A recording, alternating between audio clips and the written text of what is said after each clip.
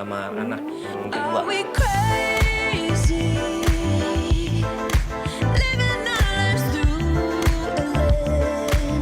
Nah ini adalah kamar utama, ada tempat tidur king size.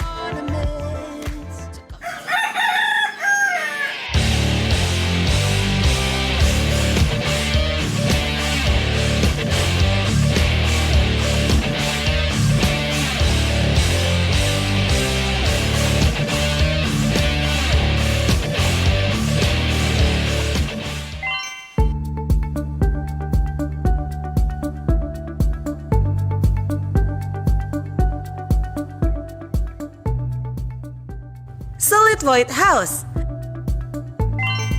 Dari fasadnya saja rumah ini sudah terlihat sangat menarik ya pemirsa, apalagi di dalamnya. Inspirasi apa saja yang bisa kita dapatkan dari rumah ini? Langsung aja yuk kita masuk. Sekarang saya dan Mas Imron Yusuf, beliau arsiteknya, kita sudah berada di dalamnya ya Mas ya, Iya. rumah ini. Mungkin kita bersama-sama ingin menyampaikan kepada pemirsa dari mulai yang paling penting. Seorang arsitek itu kan pasti sebelum memulai itu mengerti konsepnya dulu ya Mas ya. Betul, betul. Konsep apa yang akan diangkat. Nah ini mungkin Mas Imron bisa menjelaskan kepada pemirsa konsep dari hunian ini. Iya, sesuai dengan namanya sih kita menamakan proyek ini sebenarnya Solid Void House. Jadi kenapa muncul Solid Void? Karena kita pertama kali menerima proyek ini adalah yang menjadi concern utama adalah bentuk lahannya. Oke. Jadi bentuk lahannya memang hanya lebarnya hanya 6 meter. Tapi memanjang ke belakang hampir lebih dari 20 meter. Oke. Nah, itu yang jadi concern bagaimana dengan lahan yang tidak terlalu lebar, tapi kita masih bisa mendapatkan kenyamanan secara visual maupun thermal. Jadi tidak terlalu gelap, tapi juga dan udaranya juga masih mengalir. Makanya muncul konsep bagaimana kita memberikan insert berupa void, yaitu void itu kan sebenarnya sebuah area terbuka yang memungkinkan cahaya masuk. Dan udaranya juga jadi punya satu kesempatan untuk bisa mengalir dari satu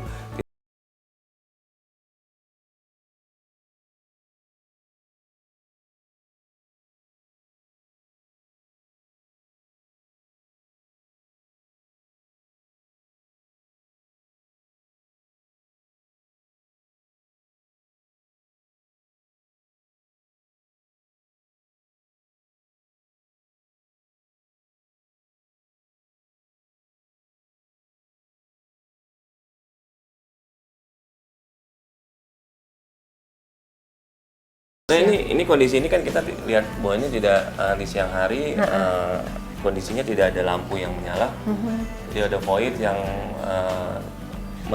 direct dari atas cahaya masuk melalui skylight masuk ke area ruang TV ini. Itulah namanya void solid atau solid void house. Iya, solid void. Jadi bagaimana kita memadukan area-area yang tertutup dengan terbuka dengan lubang-lubang itu ya. Iya.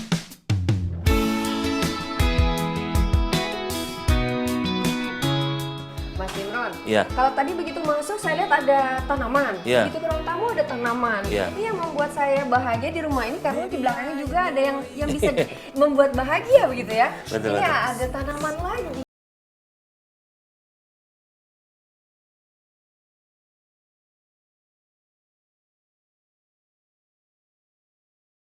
Di belakang yang memanfaatkan sisa lahan yang memang kita sengaja kita sisakan untuk void juga.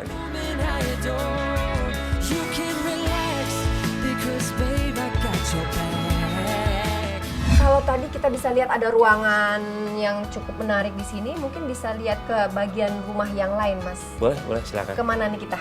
Mungkin kita ke lantai 2 ya. Nah, yuk. Kalau tidak yuk.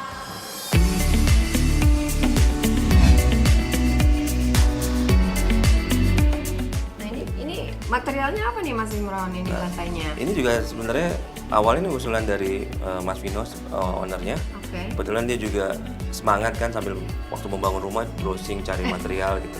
Tiba-tiba dia menemukan ada parket dari bambu gitu. Oh, ini parket dari bambu. Iya, menarik sekali nih. One kiss is all it takes. Falling in love with me. Possibilities. I look like Ini adalah kamar utama. Iya. Oke, cukup luas ya. Cukup besar. Nah, ini adalah kamar utama. Ada tempat tidur king size. Oh, ini Dan plafonnya? ya plafonnya kita memang memanfaatkan kemiringan atap juga. Jadi bagaimana kita bisa maksimalkan kemiringan atapnya kita ikuti sehingga tercipta bentuk ceilingnya juga atau plafonnya yang memang lebih tinggi gitu. Oke, kita langsung lanjut ke sana ya Mas Iya, ya. ini kita ke area kamar tidur anak. Bagus loh kamarnya, bisa lihat tanaman-tanaman.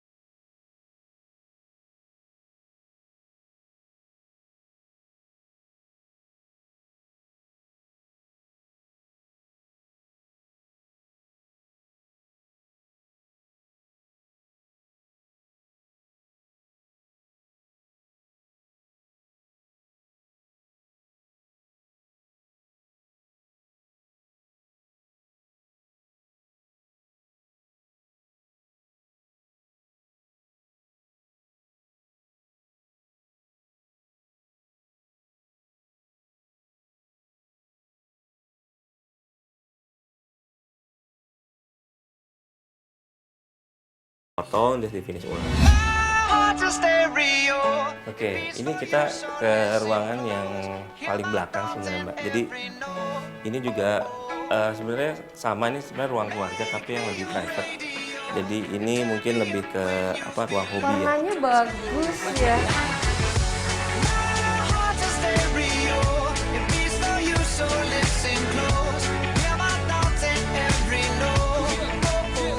Pesan-pesan mengenai hunian tropis kan tentunya banyak sekali juga pemirsa di rumah di daerah lain itu yang sulit mencari arsitek. Iya. Jadi dia ingin sekali memiliki rumah yang bergaya tropis. Iya. Mungkin Mas Imam bisa memberikan sedikit masukan info seperti itu.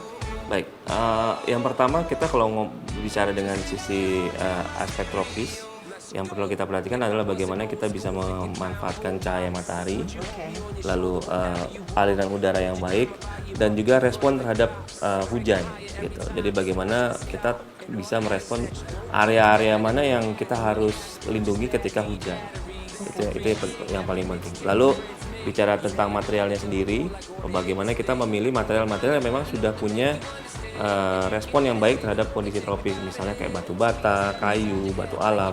Jadi maintenance-nya juga lebih gampang karena mereka juga secara naturnya sudah memang cocok terhadap kondisi iklim tropis tersebut. We crazy,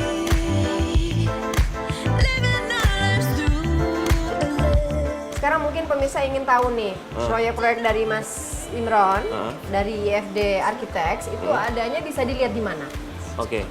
Yang paling gampang sih di Instagram, kita bisa lihat di IFD_Architects atau juga di YouTube channel kita ada footage project kita di YouTube channel IFD Architects, dan juga beberapa karya kita juga sudah ada di website www.arsitek.com dengan huruf G ya, arsitag.com. Oke, jadi www.arsitek.com dengan huruf G. Cukup update lah, beberapa karya terakhir kita sudah kita Ada di upload. sana semua ya. Oh, luar biasa.